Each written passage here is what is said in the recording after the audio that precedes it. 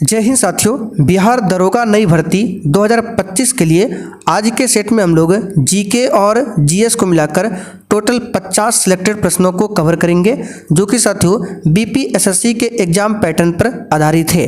तो साथियों, अगर आप लोग बिहार दरोगा की तैयारी कर रहे हैं तो आप लोग पूरा सेट को लगाइए और कितने क्वेश्चन आप इसमें सही कर पाते हैं ये आपको सेशन के लास्ट में कमेंट करके बताना है। और देखिए, जो भी साथी चैनल पर पहली बार आए हैं आपको बता देते हैं, बिहार दरोगा नई भर्ती 2025 के लिए चक्षु पब्लिकेशन का मार्केट में न्यू प्रैक्टिस सेट का बुक आ चुका है। ये बुक आपके एग्जाम के लिए बहुत ही बेस्ट रहेगा। आपको एग्जाम के लिए किसी न किसी बुक से प्रैक्टिस सेट लगाना होगा, तो आप लोग इस बुक से प्रैक्टिस सेट लगा सकते हैं। इस बुक की बात करें, इसमें टोटल आपको 20 प्रैक्टिस सेट देखने को मिल जाता है और 7 प्रीवियस ईयर पेपर इसमें आपको देखने को मिल जाता है। बहुत ही शानदार तरीके से इस बुक में डिस्कशन किया गया है आंसर के साथ में, तो लिंक डिस्क्रिप्शन बॉक्स में है, आप लोग परचेज करके इस बुक से प्रैक्टिस सेट लगा सकते हैं। तो देखिए, आज का पहला क्वेश्चन है, कोरापुट निम्नलिखित में से किसके लिए प्रसिद्ध है? बॉक्साइट, लौह अयस्क, कॉपर या फिर डी अभ्रक के लिए? चलिए, क्वेश्चन नंबर 1 के लिए आप लोग आंसर बताइए और प्रत्येक स्टूडेंट को नीचे कमेंट करके अपना अपना आंसर करना है। तो देखिए, कोरापुट जो है ये किसके लिए प्रसिद्ध है? इसका सही जवाब है बॉक्साइट के लिए प्रसिद्ध है। और कोरापुट कहाँ पर आपको देखने को मिलेगा? तो उड़ीसा में जिला है कोरापुट। तो पहला वाला ऑप्शन आपका सही है बॉक्साइट। अच्छा, बॉक्साइट किसका अयस्क है? तो ये एल्युमिनियम का अयस्क है बॉक्साइट। दूसरा क्वेश्चन देखिए, पश्चिमी विक्षोभ भारत में प्रवेश करने से पहले किस समुद्र से नमी प्राप्त करता है? पूरा सेट को ध्यान से लगाइएगा और लास्ट में आप सभी को कमेंट करके अपना अपना स्कोर जरूर बताना है। तो देखिए, पश्चिमी विक्षोभ भारत में प्रवेश करने से पहले किस समुद्र से नमी को प्राप्त करता है? तो भूमध्य सागर से। यहाँ पर दूसरा वाला ऑप्शन आपका सही जवाब है भूमध्य सागर। चलिए आगे देखते हैं क्वेश्चन नंबर 3, सादिकपुर सिनौली निम्नलिखित में से कहाँ पर है? तो देखिए, सादिकपुर सिनौली जो है भारत के उत्तर प्रदेश राज्य में स्थित है। कहाँ पर? उत्तर प्रदेश में। पहला वाला ऑप्शन यहाँ पर आपका सही जवाब है उत्तर प्रदेश में। उत्तर प्रदेश जो है जनसंख्या की दृष्टि से सबसे बड़ा राज्य है। यीस्ट का उपयोग सबसे ज़्यादा किसमें होता है? चलिए बताइए, क्वेश्चन नंबर 4 के लिए आंसर। यीस्ट का उपयोग सबसे ज़्यादा किसमें होता है? तो इसका सही जवाब है इथाइल अल्कोहल। पहला वाला ऑप्शन आपका राइट है। अगला क्वेश्चन देखिए, जठर रस का पीएच मान क्या होता है? तो ये एक रेंज में होता है, 2 से स्टार्ट होता है। तो यहाँ पर देखिए ऑप्शन ए में दिया हुआ है 2 और 5 के बीच में होता है। ऑटोमोबाइल से निकलने वाली निम्न में से कौन सी गैस सर्वाधिक जहरीली है? एक भी क्वेश्चन को स्किप नहीं करना है, बताइए इसका आंसर क्या होगा? तो इसका सही जवाब है कार्बन मोनोऑक्साइड। ये सर्वाधिक जहरीली गैस है। पहला वाला ऑप्शन आपका सही जवाब है। अच्छा, NO2 SO2 दोनों के कारण क्या होता है? अम्लीय वर्षा। इसी दोनों के कारण एसिड रेन होता है। और कार्बन डाइऑक्साइड की बात करें तो ये वायुमंडल में कितना प्रतिशत है? 0.03%। कोरबा कोयला खदान भारत के किस राज्य में स्थित है? तो कोरबा कोयला खदान की बात करें, ये छत्तीसगढ़ में स्थित है। दूसरा वाला ऑप्शन यहाँ पर आपका छत्तीसगढ़। बैलाडीला पूछे किसके लिए प्रसिद्ध है? तो लौह अयस्क के लिए। ये कहाँ पर है? तो ये भी छत्तीसगढ़ में है बैलाडीला। निम्नलिखित में से कौन गैर नवीकरणीय पुनर्चक्रण स्रोत है? बताइए, कौन गैर नवीकरणीय पुनर्चक्रण स्रोत है? तो यहाँ पर इसका सही जवाब क्या होगा? सौर ऊर्जा। ठीक है, सौर ऊर्जा, पवन ऊर्जा, जल विद्युत ऊर्जा, बायोगैस, ये सभी क्या है? गैर नवीकरणीय। और नवीकरणीय पुनर्चक्रण क्या है? तो पेट्रोलियम ऊर्जा, जंगल। यहाँ पे गैर नवीकरणीय और पुनर्चक्रण दिया हुआ है, तो ये हो जाएगा सौर ऊर्जा। पुनर्चक्रण का मतलब एक बार यूज करने के बाद दोबारा आ सकता है, जैसे सौर ऊर्जा, ठीक है, पवन ऊर्जा, जल विद्युत ऊर्जा, ये सब। बेकिंग सोडा का रासायनिक सूत्र क्या है? और बिल्कुल ईमानदारी पूर्वक अपना अपना स्कोर बताना है, इसलिए आप लोग सोच समझकर आंसर कीजिएगा। बताइए बेकिंग सोडा का रासायनिक सूत्र क्या है? तो सोडियम बाइकार्बोनेट NaHCO3, पहला वाला ऑप्शन यहाँ पर आपका सही जवाब है। अच्छा, Na2CO3 इंटू 10H2O क्या है? तो ये धोवन सोडा का सूत्र है। निम्नलिखित में से कौन नदी द्वारा बनाई गई एक निक्षेपी भू आकृति है? तो यह है जलोढ़ पंख, दूसरा वाला ऑप्शन राइट है। इंडियन सोशल कॉन्फ्रेंस की स्थापना कब हुई थी? बताइए इंडियन सोशल कॉन्फ्रेंस की स्थापना कब हुई थी? तो इंडियन सोशल कॉन्फ्रेंस की स्थापना जो है ये कब होती है? तो 1887 में। तीसरा वाला ऑप्शन आपका सही जवाब है, मद्रास में होती है 1887 में। इसकी स्थापना MG रनाडे और रघुनाथ राव ने किया था। ठीक है। अच्छा, 1885 में क्या होता है? तो इंडियन नेशनल कांग्रेस यानी भारतीय राष्ट्रीय कांग्रेस की स्थापना 1885 में बम्बई में, और यह है इंडियन सोशल कॉन्फ्रेंस। निम्नलिखित में से मगध साम्राज्य का कौन सा शहर गंगा, सोन और गंडक के संगम पर बसा है? तो यहाँ पर क्वेश्चन नंबर 12 के लिए आंसर हो जाएगा पाटलिपुत्र। ठीक है, पाटलिपुत्र की स्थापना उदयन ने किया था। ठीक है, मगध महाजनपद के राजा उदयन ने किया था पाटलिपुत्र की स्थापना। उदयन कौन था? तो उदयन जो है मगध के ही शक्तिशाली राजा अजातशत्रु का पुत्र था उदयन। और अजातशत्रु किसका पुत्र था? बिंबिसार का। बिंदुसार अलग है, बिंबिसार अलग है। भूपर्पट्टी में सर्वाधिक पाया जाने वाला खनिज कौन सा है? तो खनिज है क्वार्ट्ज, तीसरा वाला ऑप्शन यहाँ पर आपका सही जवाब है। ठीक है, लेकिन अगर आपसे पूछे भूपर्पट्टी में पाया जाने वाला सबसे प्रचुर तत्व क्या है, तो तत्व पूछे तो ऑक्सीजन हो जाएगा, जो कि 46.6% के आसपास है, लेकिन ऑप्शन में नहीं दिया हुआ है। तो आंसर क्या होगा? क्वार्ट्ज। बारामूला किस नदी के किनारे स्थित है? तो बारामूला जो है झेलम नदी के किनारे स्थित है। यहाँ पर पहला वाला ऑप्शन आपका सही जवाब है, झेलम नदी। आप लोग कमेंट करके बताइए वितस्तता नदी किस नदी का पुराना नाम है? जंग का रासायनिक नाम क्या है? बताइए। तो साथियों जंग का रासायनिक नाम क्या है? क्वेश्चन नंबर 15 के लिए आंसर क्या हो जाएगा? तो इसका सही जवाब होगा फेरिक ऑक्साइड, जंग का रासायनिक नाम है। सफ़ेद फास्फोरस का आकार कैसा होता है? तो साथियों सफ़ेद फास्फोरस की संरचना जो है चतुष्फलकीय होती है। दूसरा वाला ऑप्शन आपका राइट है, चतुष्फलकीय होती है। चावल की खेती के लिए उपयुक्त जलवायु कौन सी है? तो साथियों चावल की खेती के लिए उपयुक्त जलवायु जो है ये कौन सी हो जाएगी? तो उष्णकटिबंधीय शुष्क, तीसरा वाला ऑप्शन यहाँ पर आपका सही जवाब है। चावल की फसल के लिए वार्षिक वर्षा की बात करें तो 100 सेंटीमीटर से अधिक होनी चाहिए चावल की फसल के लिए, और तापमान पूछे तो औसत तापमान 25 डिग्री सेंटीग्रेड से अधिक होना चाहिए। आगे देखिए निम्नलिखित में से सबसे पहला एंटीबायोटिक दवा कौन सा है? तो दुनिया की पहली एंटीबायोटिक मेडिसिन जो है पेनिसिलिन है, जिसकी खोज 1928 में किया गया था। पेनिसिलिन जिसकी खोज किसने किया था? अलेक्जेंडर फ्लेमिंग ने। लेकिन ऑप्शन में तो पेनिसिलिन नहीं दिया हुआ है, तो पेनिसिलिन के जगह पर क्या होगा? तो इसके अनुसार हो जाएगा सल्फा ड्रग।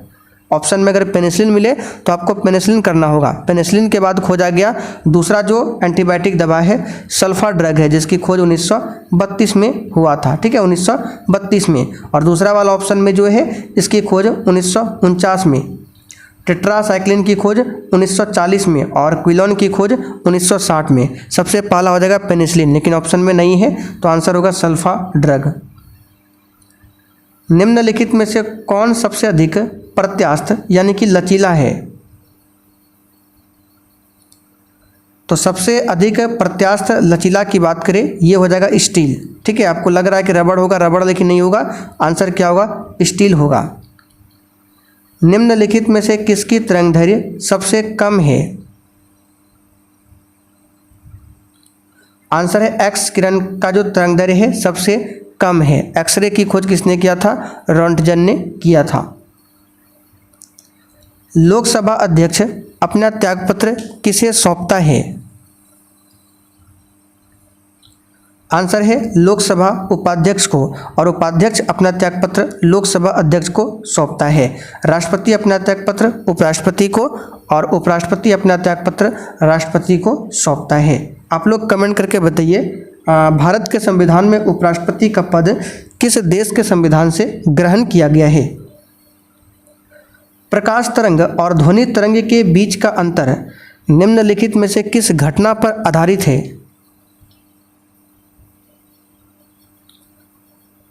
तो ये जो है किस घटना पर आधारित है? तो इसका सही जवाब है ध्रुवीकरण। दूसरा वाला ऑप्शन यहाँ पर आपका सही है, ध्रुवीकरण के सिद्धांत पर आधारित है। प्रकाश तरंग एक अनुप्रस्थ तरंग है, जबकि ध्वनि तरंग जो है एक अनुदैर्घ्य तरंग का उदाहरण है। निम्नलिखित में से किस शिलालेख में अशोक के नाम का उल्लेख मिलता है? तो ये मिलता है मास्की शिलालेख में। दूसरा वाला ऑप्शन यहाँ पर आपका सही जवाब है। चलती कार में अचानक ब्रेक लगने पर यात्री का आगे की ओर झुकना निम्नलिखित में से किसका उदाहरण है? तो ये गति के जड़त्व का उदाहरण है, विराम का नहीं, गति के जड़त्व का उदाहरण है। चलिए आगे देखिए, हुंडरू जलप्रपात किस नदी पर अवस्थित है? बहुत ही अच्छा क्वेश्चन है, बताइए। तो ये स्वर्ण रेखा नदी पर अवस्थित है हुंडरू जलप्रपात, रांची के निकट स्थित है। शरावती नदी पर कौन सा जलप्रपात है? तो जोग जलप्रपात है कर्नाटक में शरावती नदी पर। भारत का सबसे ऊंचा जलप्रपात आप लोग बताइए कमेंट करके। निम्नलिखित में से कौन सा आर्टिकल कुछ मामलों का उच्च न्यायालय में हस्तांतरण से संबंधित है? तो यह है आर्टिकल 228। चौथा वाला ऑप्शन यहाँ पर आपका सही जवाब है, आर्टिकल 228।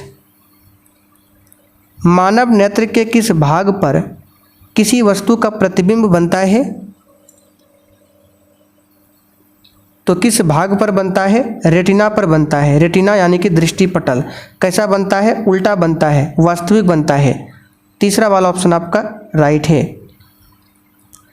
प्याज अपने भोजन को संग्रहित करता है, बताइए किसमें? आंसर है पत्तियों में। दूसरा वाला ऑप्शन सही है, पत्तियों में। थाईपुसम त्यौहार कहाँ मनाया जाता है? बताइए क्वेश्चन नंबर 29 के लिए आंसर।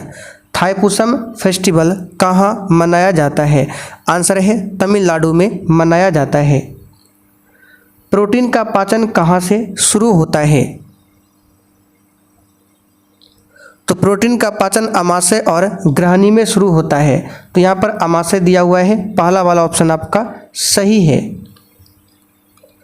काजू के उत्पादन के लिए उपयुक्त मिट्टी कौन सी है? बताइए, काजू के उत्पादन के लिए जो सबसे उपयुक्त मिट्टी है ये कौन सी है? तो ये है लेटराइट मिट्टी। तीसरा वाला ऑप्शन यहाँ पर आपका सही जवाब है। लेटराइट मृदा में आयरन और एल्युमिनियम की मात्रा अधिक होती है। जलोढ़ मिट्टी भारत में सबसे अधिक है। काली मिट्टी कपास की खेती के लिए उपयुक्त है। आगे देखिए, कांवरताल झील कहाँ पर है? बताइए, कांवरताल झील कहाँ पर स्थित है? तो साथियों, कांवरताल झील की बात करें तो ये आपको देखने को मिलेगा बिहार में। कहाँ पर देखने को मिलेगा? बिहार में। दूसरा वाला ऑप्शन राइट है, बिहार के बेगूसराय डिस्ट्रिक्ट में। तत्कार किस नृत्य का रूप है?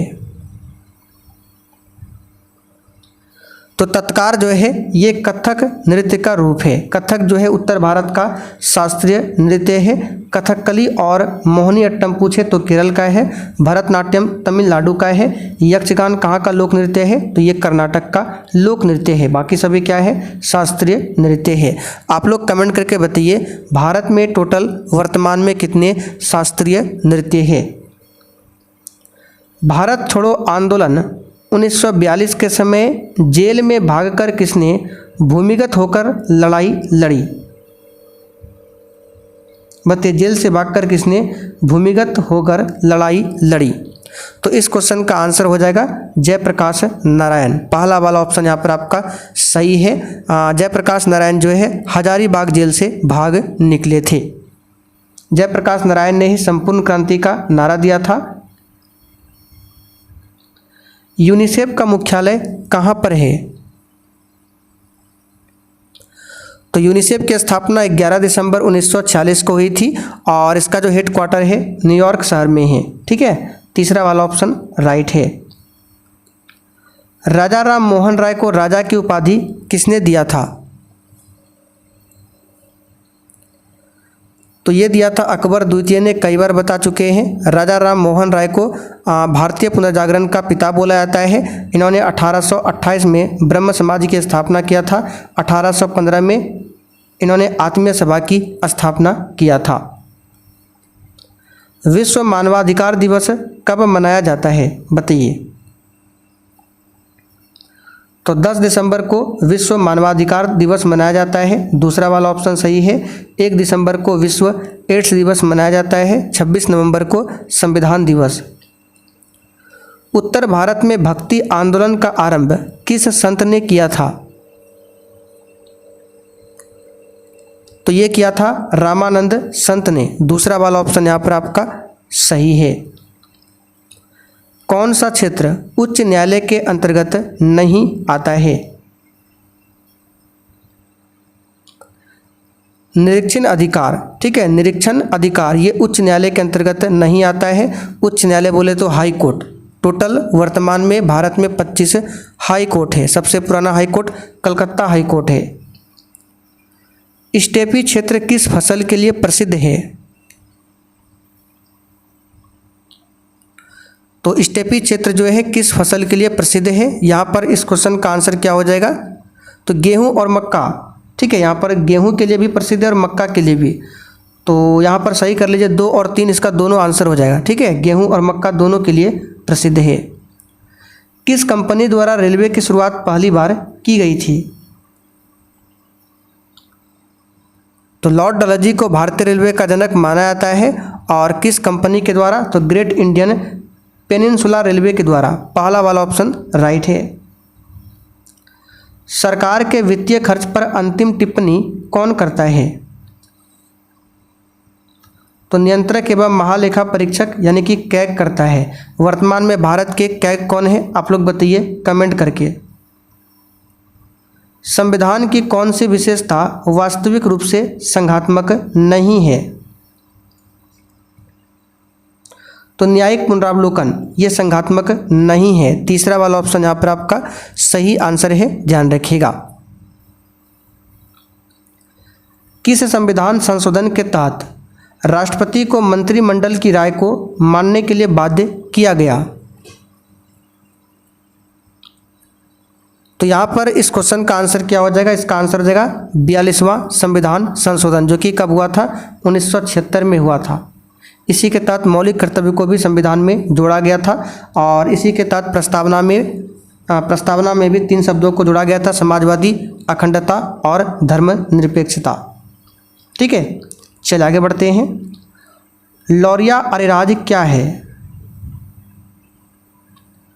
तो ये एक स्तंभ लेख है। पहला वाला ऑप्शन यहाँ पर आपका सही जवाब है। बिहार के पूर्वी चंपारण जिले में ये क्या है? एक स्तंभ है जो अशोक के द्वारा बनवाया गया था। कैंसर कोशिका के परीक्षण को क्या कहा जाता है? तो इसको बायोप्सी कहा जाता है। क्या बोला जाता है? बायोप्सी। भूमध्य रेखा से ध्रुवों की ओर जाने पर छोटी जी का मान क्या होगा? तो हम आपको बता देते हैं, छोटी जी का मान सबसे मैक्सिमम होता है दोनों ध्रुव पर। यहाँ पर सबसे अधिक होता है और भूमध्य रेखा पर सबसे कम होता है और पृथ्वी के सेंटर पर 0 होता है। तो भूमध्य रेखा से ध्रुव की ओर जाएंगे तो ये भूमध्य रेखा हो गया। यहाँ से ध्रुव की ओर जाएंगे तो क्या होगा? तो यहाँ तो मैक्सिमम होता है दोनों ध्रुव पर और यहाँ मिनिमम है, तो मिनिमम से मैक्सिमम जाएंगे तो क्या होगा? बढ़ेगा। ठीक है। पारिस्थितिक तंत्र में ऊर्जा का प्राथमिक स्रोत क्या है? ये तो सिंपल सा क्वेश्चन है, सूर्य का प्रकाश है। भारतीय वनस्पति सर्वेक्षण कहाँ पर स्थित है? तो ये कलकत्ता में स्थित है और कलकत्ता हुगली नदी के किनारे बसा हुआ है। पोंग बांध भारत के किस राज्य में स्थित है? सेशन का आखिरी क्वेश्चन है, बताइए। तो ये पोंग बांध जो है ये आपको देखने को मिलेगा हिमाचल प्रदेश में। पहला वाला ऑप्शन आपका सही जवाब है, हिमाचल प्रदेश में है पोंग बांध। तो साथियों आज का सेट आपका यहीं पर कंप्लीट होता है। अच्छा, लास्ट में आप लोग बता दीजिए पोंग बांध किस नदी पर बना हुआ है?